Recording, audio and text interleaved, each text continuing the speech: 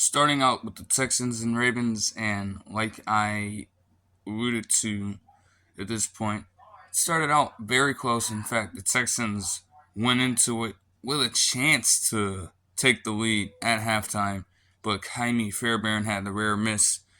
Even though they weren't doing a whole lot on offense in terms of getting points on the board, they were doing as best as they could against the solid Ravens defense.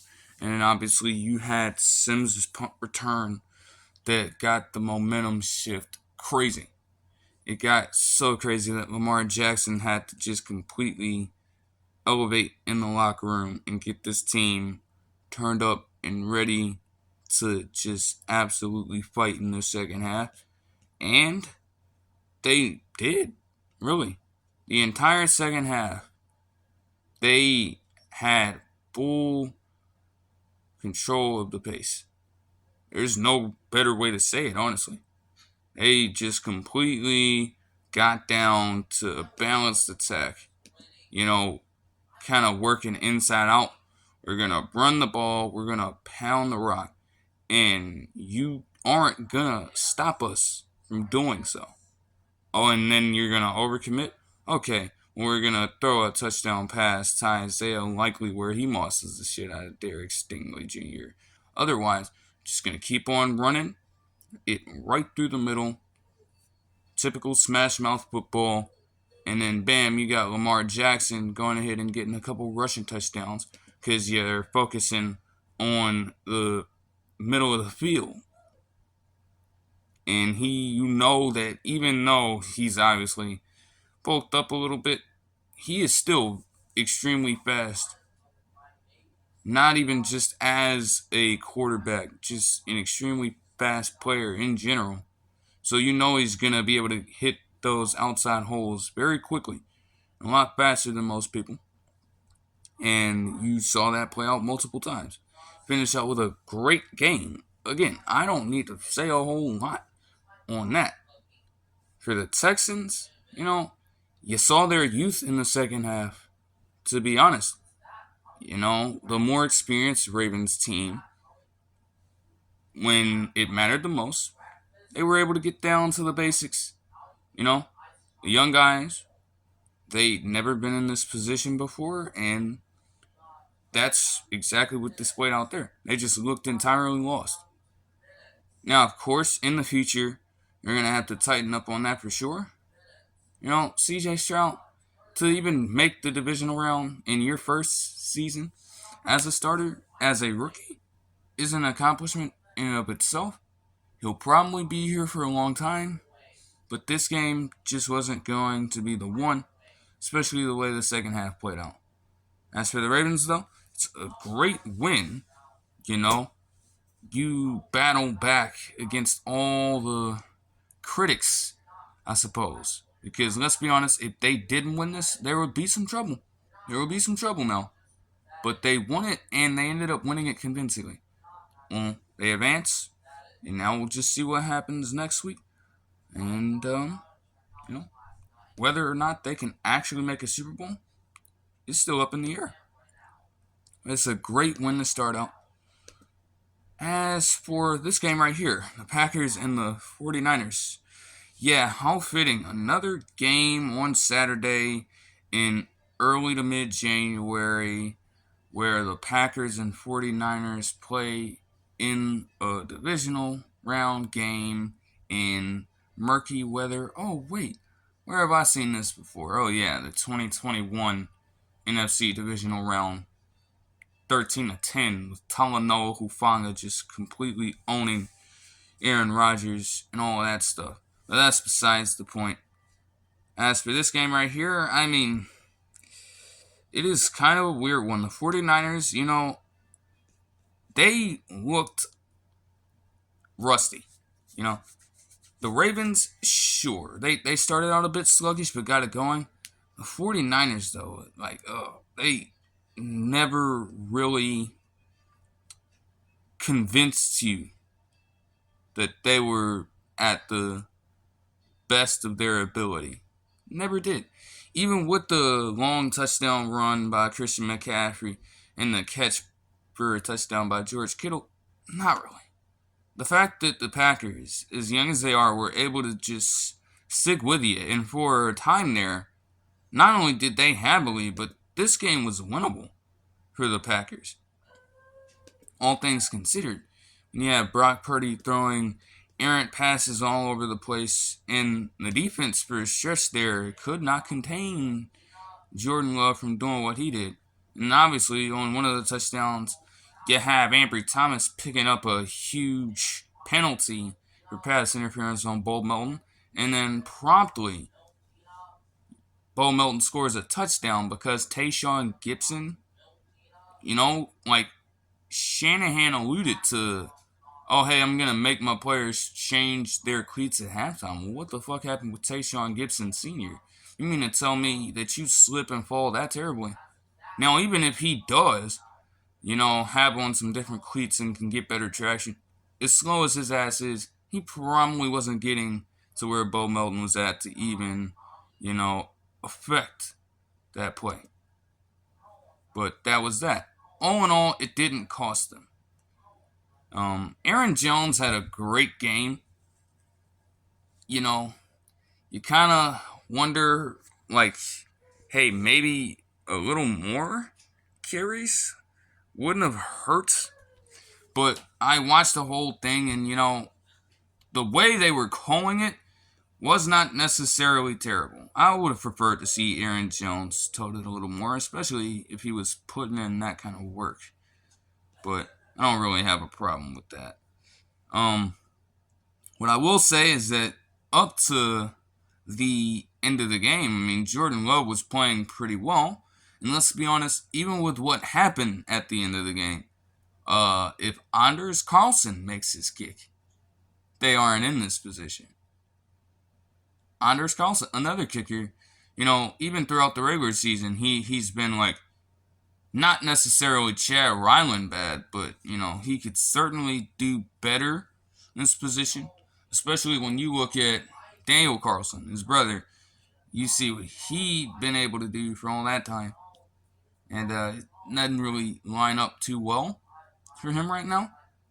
But you can't miss that field goal in that situation. It's on the defense, though. A defense that had been playing fairly well to go and get a stop. And you allow the 49ers to just work their way down the field. Not the best situation to put your rookie quarterback in, I will admit. I've got to say that first, Now, Jordan Love, again, he could have handled the situation way better. And even after the game was over, even he understood that, that risky-ass pass, he had no business attempting it. He understood that's the one thing you never do is throw it so fucking late across your body, scrambling to your right. It's a recipe for disaster, or at least in the case of, precedent, just any dominant hand. Obviously, Favre did the same shit. You can't deny that.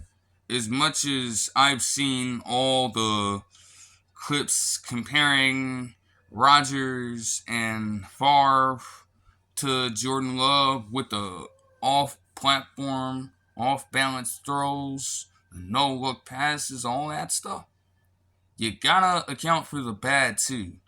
And that was too much like Brett Favre. At a time where you didn't need that to necessarily happen. They had enough time still. You could have just thrown it out of bounds. That would have been the best play. No matter what. Nobody was open.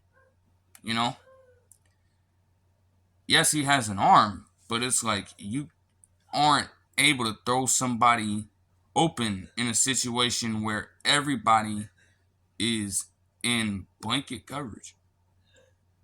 It was impossible from the start. Now, Dre Greenlaw is still kind of an idiot. It's does he not recognize that there have been multiple instances where people have caught picks in murky weather and have fumbled it right back to their opponent? Not to mention a game that didn't even really matter in the Jets and Patriots. You saw that happen with Ashton Davis. Yes, granted, a little bit of rain in California doesn't even line up with the barrage of snow in Foxborough. But it's happened so many times before. You really didn't think it could happen again? You think you were scot-free? Like, why even bother trying to get a touchdown in that situation? You clinched the game. Everything went in your favor at that point. Why even put yourself in that situation? In such a high-risk situation? Really?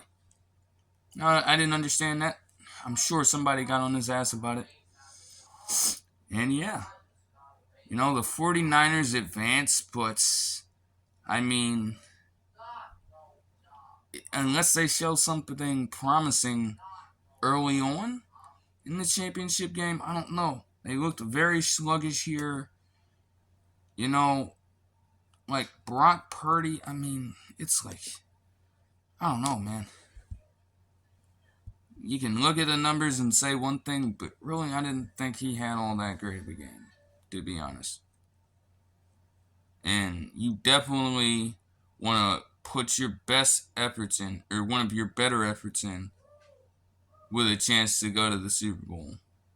You don't want to continue this momentum right here.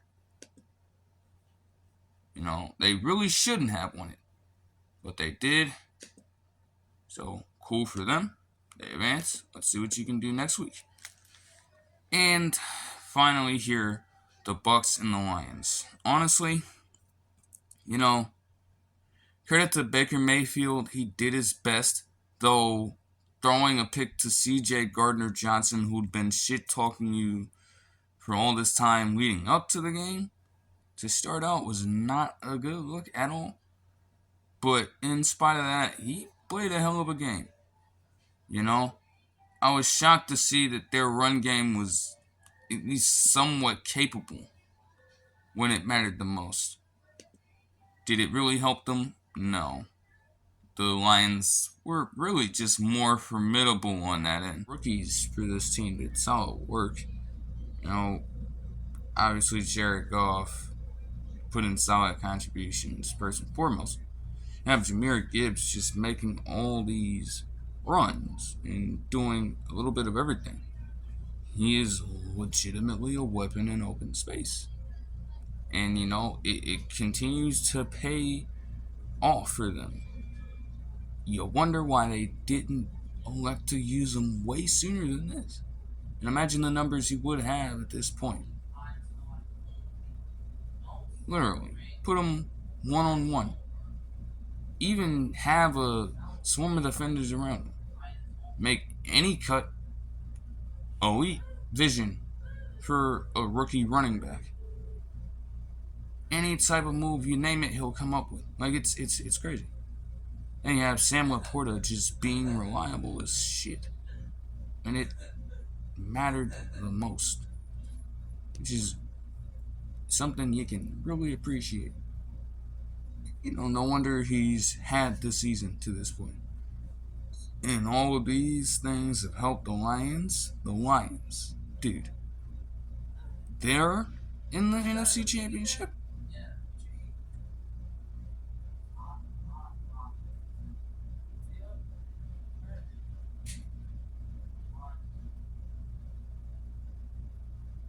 Yeah, all those things have led to the Lions of all teams getting back to the NFC Championship. Something I would never, not even a full decade ago, have thought was possible for this team. Think about this. You are the Lions with only 3 wins in the playoffs since 1957. You had not made an NFC Championship appearance since 1991. In a span of at least the last 28 years, you've managed to make the NFC Championship faster than the Cowboys have. Like I said, like I've been saying, the Cowboys are just the biggest losers of this weekend. The Bills are right up there, don't get me wrong, but when you are the Cowboys sitting your asses at home or in Cancun, seeing the Lions have this success in a shorter period of time than you, they had the longer drought, but they ended it in this time span. Yours is still going to go on until you can actually come through in the playoffs. But a team like this, with their reputation, is already doing that. And they could seriously just be getting started. You know, they're so young at their skill positions that it's like, you know, a lot could be possible for them.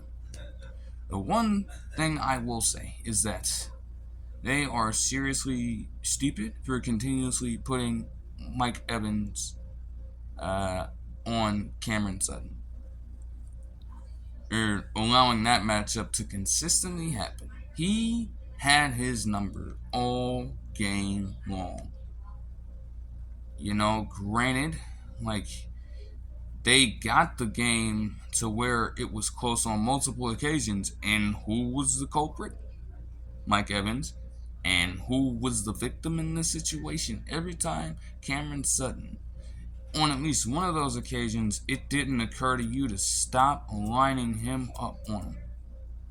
Again, do I have PFF? No, but I can guarantee you that the numbers for Cameron Sutton in this game on PFF look fucking horrible, especially against Mike Evans.